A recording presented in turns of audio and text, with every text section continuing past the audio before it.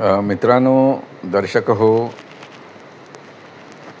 अजून एक साधं परंतु उपयुक्त वाक्य घेऊन आलेलो आहे.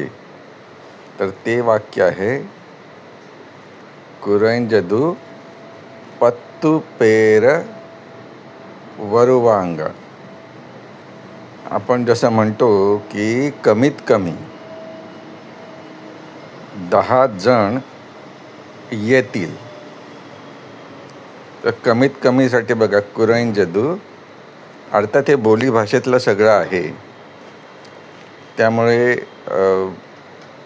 प्रत्यक्षात शुद्ध भाषेत थोडा बदल असू शकतो आणि आहेच.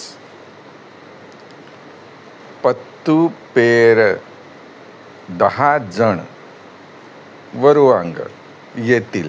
आता वा म्हणजे येणे, वरुवांग. आता इथे शेवटून दुसरं अक्षर बघा, व आलेलं आहे. याचा अर्थ ते भविष्यकाळामध्ये म्हणजे येतील या अर्थाने आहे. आता याचाच दुसरं वाक्य याला जोडून, ते म्हणजे जास्तीत जास्त 10 माणसं येतील.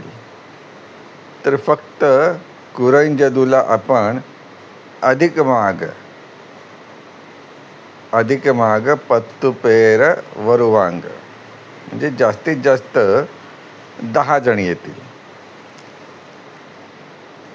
तर नेहमीच्या वापरातलं हे वाक्य तुम्ही नीट लक्षात ठेवा. अतिशय साधं आहे परंतु उपयुक्त आहे.